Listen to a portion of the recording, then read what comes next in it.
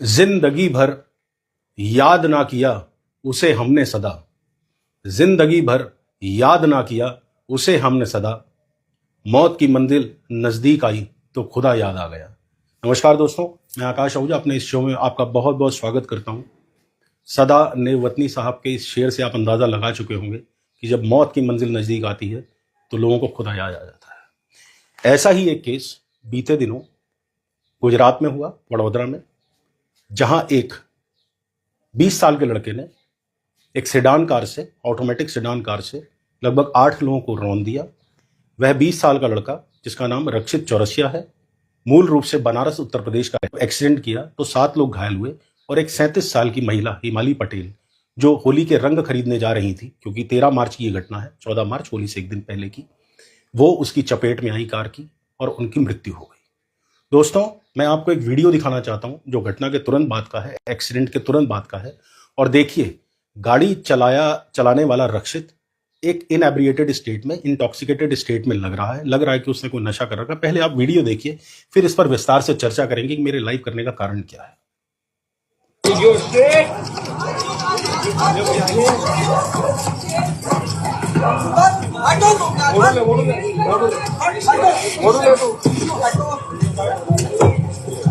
पागल है साला, मेरा कुछ नहीं है, वो चला देखिए,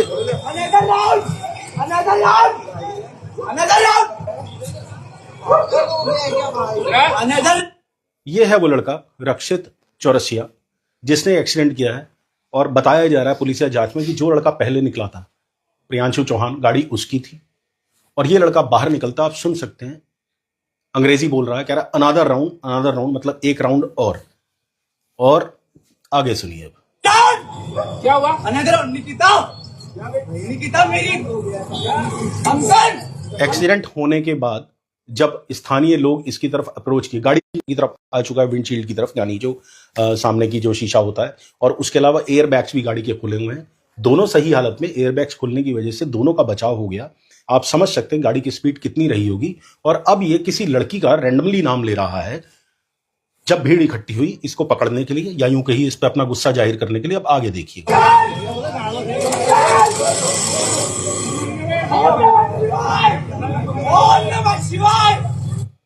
जब इसने देखा ये भीड़ से गिर रहा है तो इसने ओम नमः शिवाय, हमारे भोलेनाथ जी का जयकारा लगाना शुरू कर दिया। दोस्तों, यहीं से मेरी आपत्ति शुरू होती है। एक्सीडेंट होना एक कुदरत का खेल है, भगवान के हाथ में, लेकिन जिस तरीके से इसने एक्सीडेंट किया है उस पर सवालिया निशान लगते हैं। हिमाली पटेल जो इस एक्सीडेंट का शिकार हुई और अपनी जान जिन्हें गंवानी पड़ी, उनका आखिर क्या दोष था?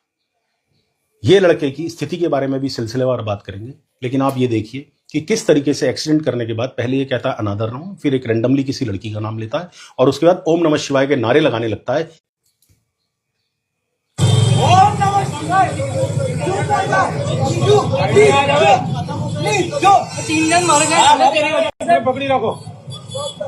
यहाँ जो प्रत्यक्षदर्शी हैं, कंप्यूटर्स हैं, वो ये कह रहे हैं कि 3 लोग तेरी वजह से मर गए, क्योंकि हालांकि उस समय तक टोल्स का अंदाजा नहीं था, काफी लोग जमीन पर पड़े थे, वो भी मैं आपको दिखाता हूं।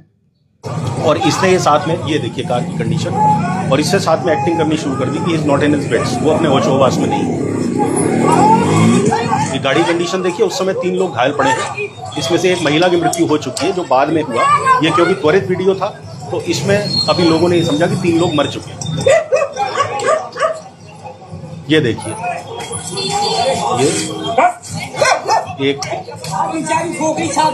ये महिला और ये हिमाली पटेल, ये बच्ची है, सॉरी माफी चाहूंगा, ये हिमाली पटेल जिनकी मृत्यु हो गई।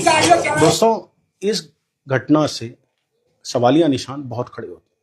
मैं आपको बताना चाहता हूं, एक पोर्श कार से 17 साल के बच्चे ने 2 सॉफ्टवेयर जो वर्कर्स थे, आई मीन इंजीनियर्स तो नहीं थे, सॉफ्टवेयर की फील्ड में काम करते थे, उनकी मृत्यु हो गई थी। वो बाइक सवार थे, पोर्श से उसने टक्कर मारी और नशे में वो धुत था। 17 साल का लड़का किसी बिल्डर का लड़का था। और उसके बाद में उस केस में इतना कुछ अनोखा हुआ कि कोर्ट को इंटरवीन करना पड़ा। मैं आपको याद दिला दूं, अगर आप गूगल जाकर Porsche hit and run case check करते हैं पुणे का, तो उसमें जस्टिस जुवेनाइल बोर्ड जो था, जुवेनाइल जस्टिस बोर्ड जो था, उसने उस लड़के को यह सजा दी थी कि वो नाबालिग है कि वो 300 शब्द का सड़क के हादसों पर और सिक्योरिटी पर एक ऐसे लिखे, और उसे हाथों हाथ बेल दे दी गई थी, जबकि 2 लोग उसने मार दिए थे, वो भी नशे की हालत में। और बाद में जब पुलिस ने आगे उसकी जांचें करी तो ये तक पता लगा कि उसके पिता, क्योंकि रसूखदार थे, बहुत अमीर व्यक्ति थे पुणे के, महाराष्ट्र के, उन्होंने ब्लड सैंपल तक लड़के का जो पुलिस ने एग्जामिनेशन के लिए रखा था वो चेंज करा दिया था उसकी दादी के ब्लड सैंपल से, ताकि उसके खून में शराब के ट्रेसेस का ना पता लग पाए। और एक रक्षित के बारे में आपको थोड़ा सा बता दूं, ये रक्षित वडोदरा के एक यूनिवर्सिटी में लॉ का छात्र है, इंटीग्रेटेड लॉ कर रहा है, LLB 5 साल की, और ये मूल रूप से बनारस का रहने वाला, और इसके पिता का बहुत बड़ा व्यवसाय है। और ये जो लड़का इसके साथ था, ये इसका मित्र था।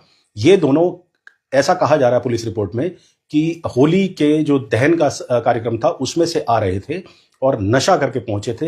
लेकिन आप देखिए किस तरीके से भगवान का नाम लेकर इतना सस्ता कर दिया है कि अब अगर आप हत्या जैसा संगीन काम भी करते हैं तो लोगों के मन में ये है कि मैं ओम नमः शिवाय जैसा जयकारा, पवित्र जयकारा लगाकर मैं उस अपराध से बच सकता हूं, और मुझे इससे सख्त ऐतराज है। आखिर किस तरह की धारणाएं लोगों के मन में घर कर रही हैं, इन युवाओं के मन में घर कर रही हैं कि अगर हम ओम नमः शिवाय या और इस तरह का कोई धार्मिक उन्माद का नारा लगाते हैं, उन्माद तो नहीं कहूंगा, ओम नमः शिवाय तो बहुत पवित्र नारा है। मेरे तो स्वयं आप देख सकते हैं हाथ पर भोलेनाथ मैंने टैटू करवा रखा है, तो मेरी भोलेनाथ के प्रति अगाध श्रद्धा है। हनुमान जी भोलेनाथ के रुद्र हैं और मेरे आराध्य हैं, आप सब लोग जानते हैं, तो भोलेनाथ जी से भी मेरा उतना ही प्रेम है। लेकिन मुझे सख्त आपत्ति है कि मेरे देवता, मेरे आदिदेव, मेरे योग पुरुष भगवान भोलेनाथ का इस तरीके से हत्याएं करने के बाद उनके जय घोष का इस्तेमाल करना बचने के लिए अक्षम्य अपराध है। इसे मैं ब्लास्फेमी कहूंगा। लोग अगर ये समझते हैं कि हिंदू नारों की आड़ लेकर वो अपराध करके बच सकते हैं तो ये गलतफहमी उन्हें दूर कर देनी चाहिए। कुल मिलाकर इसमें एक मृत्यु हुई है, 7 लोग घायल हुए हैं, रैश ड्राइविंग, नेग्लिजेंट ड्राइविंग ऐसे मुकदमे लगे हैं, और अब ये लड़का अंडर ट्रायल जाएगा। पुलिस जैसी भी इसके ऊपर धाराएं लगाई हैं, चार्जशीट जाएगी, उसके बाद अंडर ट्रायल जाएगा। लेकिन दोस्तों, चाहे Porsche hit and run case में 17 साल का लड़का हो या फिर ये 20 साल का लॉ का छात्र हो, आखिर क्यों अमीर घरों के बच्चे और लोगों की जिंदगी का मोल नहीं समझ पा रहे हैं? क्यों नशा उनके लिए इतना इंपॉर्टेंट हो गया है? मैं आपको आगे भी इसका एक वीडियो दिखाता हूं, जब पुलिस को इसने कन्फेशन दिया अपना, और ये कहा कि ये इनएब्रिएटेड स्टेट यानी शराब के नशे में नहीं था। ये भी आप सुनिए कि अगले दिन आ रहे थे वापस अपने, और ये जो इसके ब्रूजेस हैं ये पिटाई से बीच में खरेली बाग पे एक बहुत बड़ा सा गड्ढा है, बहुत बड़ा सा गड्ढा है। फिर वहां पे 2 गाड़ी जा रही थी, एक स्कूटी और एक कार। तो इतने में ही सामने अगर सीधे ठोकते तो हम लोग अंदर घुस जाते हो बड़े से गड्ढे में। तो राइट लिए, स्पेस थी, लेकिन जैसे ही राइट लिए तब तक वो हल्का सा टच हो गई स्कूटी पे और उसका एयर बैग खुल गया। फिर उसके बाद कुछ दिखा ही नहीं। फिर हम लोग सीधे निकलते गए क्योंकि गाड़ी ऑटोमेटिक थी और इतना पैनिक कि एयर बैग खुल गया। तो उतने में ही जो पैनिक हुआ, एक्सीलेटर, ब्रेक की जगह एक्सीलेटर रखा गया। अफसोस है इस घटना को लेकर, अफसोस है। अफसोस बहुत छोटी चीज है सर। इससे पहले भी मेरी 2-3 रिपोर्टर से बात हुई। मैं पहले अपनी जो भी फैमिली उनकी मैं मिलना चाहूंगा और सबसे पहले उनको सॉरी बोलने। तो सॉरी बल्कि बहुत छोटा वर्ड है।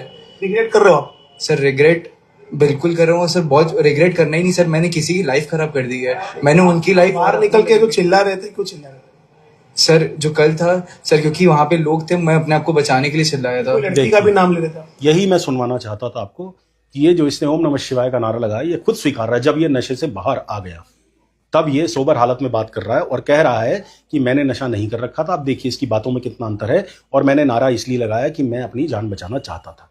तो यानी इसको ये पता था कि अगर मैं धार्मिक उद्घोष लगाऊंगा तो मैं ऐसा अपराध करके भी बच सकता हूं। तो आखिर ये भावना कहां से इसके मन में आ गई? दोस्तों, यही यश प्रश्न है कि क्या धर्म की आड़ लेकर आप हत्या जैसे अपराध से भी बचने का प्रयास कर सकते हैं? मेरा जो आपत्ति है, जो मेरी, वो इसी चीज से है। और दूसरी चीज कि इस तरह की स्थितियां क्यों आ रही हैं। अब बात करते हैं गुजरात की। दोस्तों, गुजरात को ड्राई स्टेट कहा जाता है, तो आखिर ये नशा आया कहां से? अब आपको बताता हूं मुंद्रा एयरपोर्ट की बात। मुंद्रा एयरपोर्ट गुजरात का सबसे बड़ा एयरपोर्ट है, जिसकी सीमाएं, समुद्री सीमाएं पाकिस्तान से लगती हैं।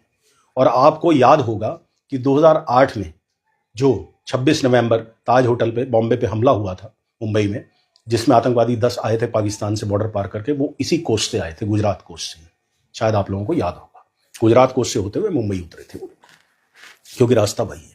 तो मुंद्रा एयरपोर्ट पर हजारों किलोग्राम हेरोइन पकड़ी जाती है, लेकिन आज तक हमारे देश की, चाहे सर्वोच्च एनआईए संस्था हो सुरक्षा की, या पुलिस हो, या इंफॉर्मेशन ब्यूरो हो, या रॉ हो, या आप लोकल लेवल पे जैसे नहीं पता कर पाए कि ये हजारों किलो हेरोइन मुंद्रा पोर्ट पर आती कैसे है, और जब्त होने के बाद आखिर ये क्यों नहीं पता लग पाता इसका जिम्मेदार कौन है।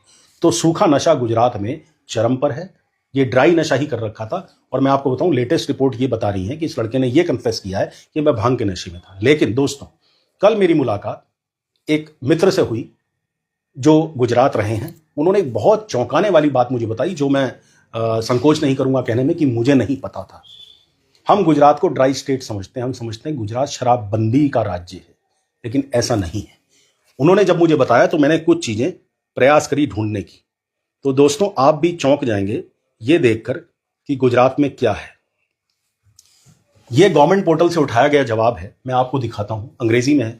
Yes, tourists visiting Gujarat can obtain a liquor permit to legally purchase and consume alcohol.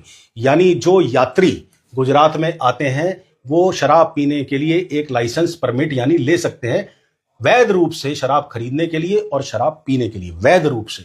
But it's essential to apply for and obtain the permit before purchasing और consuming alcohol in the state. लेकिन वो licence शराब खरीदने और शराब पीने से पहले लेना जरूरी होता है, और शायद उसकी फीस 100 रुपए। इसका डिटेल्ड एक्सप्लेनेशन ये है कि Gujarat is a dry state. ये कहने गुजरात शराबबंदी वाला राज्य है, meaning alcohol consumption is generally prohibited. तो अमूमन शराब का कंजम्पशन वहां मना है, शराब पीना मना है। हाउ एवर, लेकिन the state government does issue liquor permits to non residents including tourist who wish to consume alcohol. यानी अगर आप गुजरात के बाहर के राज्य के या भारत के बाहर के देश के वासी हैं तो आप गुजरात में एक 100 रुपए का लाइसेंस लेकर शराब खरीदने और पीने के लिए सरकार द्वारा अधिकृत कर दिए जाते हैं। तो शराबबंदी का नारा गुजरात से आप उखाड़ के फेंक दीजिए। अगर आपके पास एक भी आइडेंटिटी ऐसी है जो गुजरात के अलावा किसी अन्य राज्य की है या किसी और देश की है, तो आप अधिकृत रूप से वहां शराब खरीद सकते हैं, शराब पी सकते हैं। अब देखिए, who is eligible? Non residents of Gujarat, यानी गुजरात में ना रहने वाले लोग, जो गुजरात के नेटिव नहीं है, जिनके पास गुजरात का डोमिसाइल नहीं है, आधार कार्ड नहीं है, ड्राइविंग लाइसेंस नहीं है, वो लोग गुजरात में जाकर शराब खरीद भी सकते हैं, पी भी सकते हैं, including foreign national on valid visa, जो मैंने पहले आपको बता दिया है। और कैसे परमिट मिलता है, ये ऑनलाइन है सारा कुछ। आप अगर गुजरात जा रहे हैं और आप मान लीजिए उत्तराखंड के वासी हो, वहां जाकर शराब पीना चाहते हैं, तो आप ऑनलाइन पहले ही अपना रजिस्ट्रेशन करा सकते हैं कि मैं शराब पीना चाहता हूं, मैं खरीदना चाहता हूं। तो आपके लिए एक लिमिट तय हो जाएगी, शायद 4 दिन में 2 बोतल की लिमिट है, मुझे एग्जैक्टली नहीं पता, वो मैंने इतना सर्च अभी किया नहीं। अब दूसरी चीज देखिए, जब आप एप्लीकेशन दे देते हैं, after submitting your application online, you will need to visit a license liquor shop with your original documents. उसके बाद गुजरात में शराब की दुकानें हैं। ये मेरे लिए भी बड़ा हैरान कर देने वाला तथ्य था। और उसके बाद आप अपने ओरिजिनल डॉक्यूमेंट्स के साथ वहां जा सकते हैं, जो आपने, जिसकी सॉफ्ट कॉपी आपने पोर्टल पे जमा करी होगी गवर्नमेंट के लाइसेंस लेने के लिए। You can purchase liquor only from authorise liquor shops in Gujarat after obtaining the permit. उसके बाद आप अधिकृत दुकानों से शराब खरीद सकते हैं। You should consume alcohol only in designated areas, यानी जो शराब पीने के लिए जगह बनाई गई है आप वहीं पी सकते हैं, या फिर अपने होटल के रूम में पी लीजिए।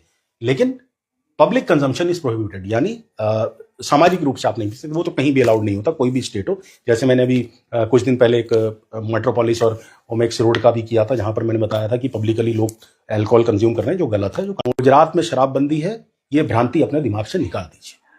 आपको गुजरात में शराब पीने के लिए कुछ नहीं चाहिए, दूसरे स्टेट का ड्राइविंग लाइसेंस या आधार कार्ड चाहिए। और इसके पीछे बहुत बड़ा स्कैम है कि किस तरीके से इनको पोर्टल्स में डाला जाता है, इन आईडीज को दूसरे स्टेट के लोगों की, और ये पोर्टल में जमा हो जाते हैं। उसके बाद शराब का कंजम्पशन, शराब कैसे खपत की जाती है, ये बहुत बड़ा स्कैम है। वो मैं आपको फिर किसी दिन एक एपिसोड पूरी रिसर्च करके करूंगा, तब दिखाऊंगा आपको। तो दोस्तों, ये है गुजरात की असलियत। मैं देखता हूं कि अगर कुछ और मैंने आपके दिखाने के लिए रखा हो तो प्रयास करता हूं, इशू पर वापिस आता हूं।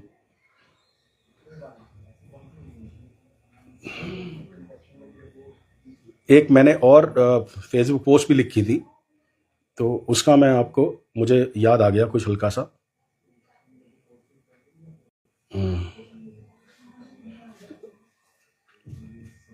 दोस्तों बस एक सेकंड लूंगा।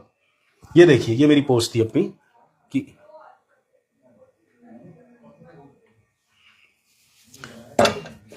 बंद करता हूँ इसे। वो शराब के ऊपर थी कि शराब कैसे इंसान को संजीदा, आए थे हंसते खेलते मैं खाने में, शराब पी तो संजीदा हो गए। तो शराब कैसे इंसान को सीरियस बड़ा बना देती है, बड़ा गंभीर बना देती है, लेकिन उस गंभीरता के साथ साथ सेंसेस से कंट्रोल छूट जाता है दोस्तों।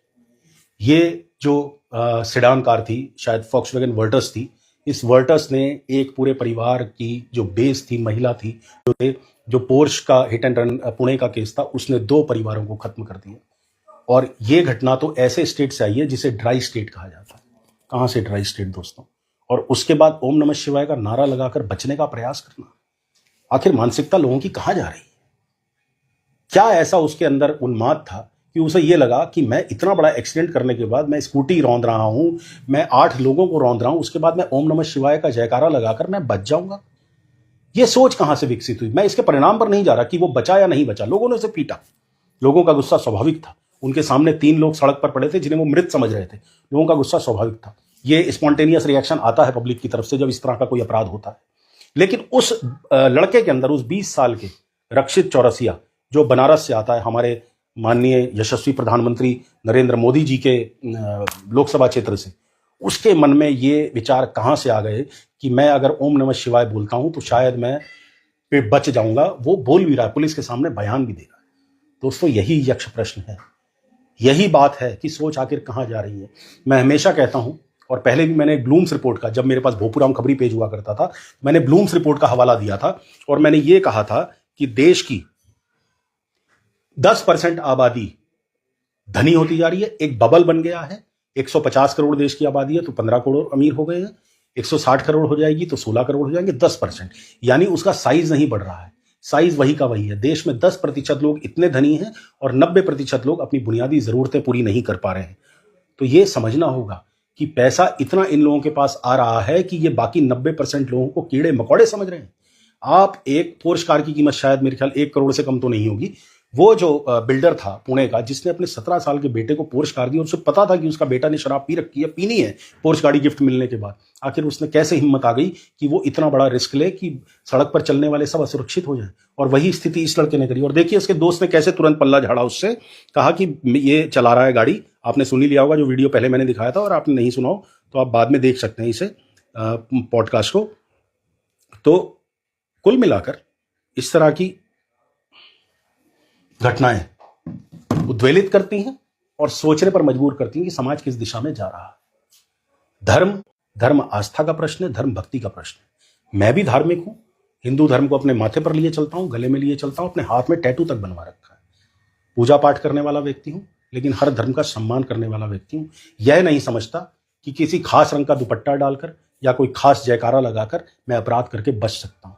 ये चीजें गलत है दोस्तों, बहुत गलत है।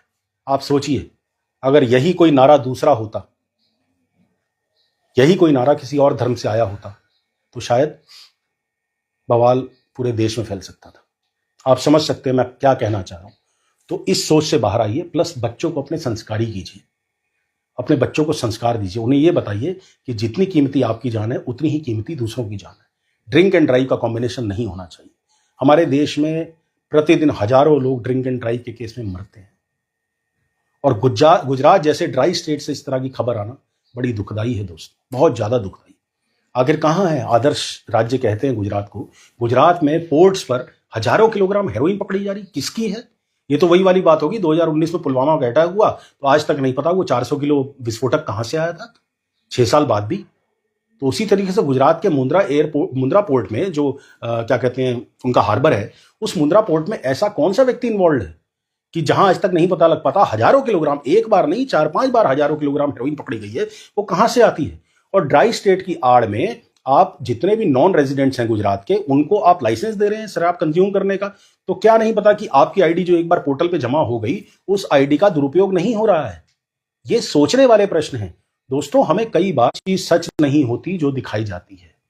मुझे ऐतराज है धर्म की आड़ लेकर अपराध से बचने के लिए, और सबको ये होना चाहिए और साथ में सोचना चाहिए कि ये विचार उसके दिमाग में आया कहां से, आखिर क्यों लगा रक्षित चौरसिया को कि वो ओम नमः शिवाय का नारा लगाकर भीड़ की पिटाई से बच सकता है। ये हिम्मत उसके अंदर आखिर कहां से आई? क्यों नहीं वो बाहर निकला? अनादर राउंड कहने की जगह उसने ये देखा कि किसको चोट लगी है, मैं उनके पास चला जाऊं, उनको बचाने का प्रयास करूं। शायद हिमाली पटेल को अगर त्वरित फर्स्ट एड मिलता तो वो बच सकती थी। मैं ये नहीं कहता कि बच ही जाती, पर बच सकती थी। चांसेस हमेशा होते। तो दोस्तों, यही मेरा मुद्दा था। आप लोगों के प्रश्न नहीं है तो मैं आपसे विदा लेता हूं, क्योंकि लगभग 20 मिनट हो गए हैं। और मेरा अंतिम आपसे निवेदन फिर से कि मैं प्रयास कर रहा हूं। मेरे भोपूराम खबरी पेज को हैक करवा दिया गया, मेरी हिम्मत तोड़ने का प्रयास किया गया। जो पत्रकारिता मैं आप लोगों के लिए बीते 4 महीने से कर रहा हूं, प्यार से, आप लोगों के स्नेह से, आप लोगों के आशीर्वाद से, मैंने द आकाश आहूजा शो नाम से नया ये फेसबुक पेज शुरू किया है। इसमें मुझे आप लोगों के सहयोग की आवश्यकता है, आपके आशीर्वाद की आवश्यकता है।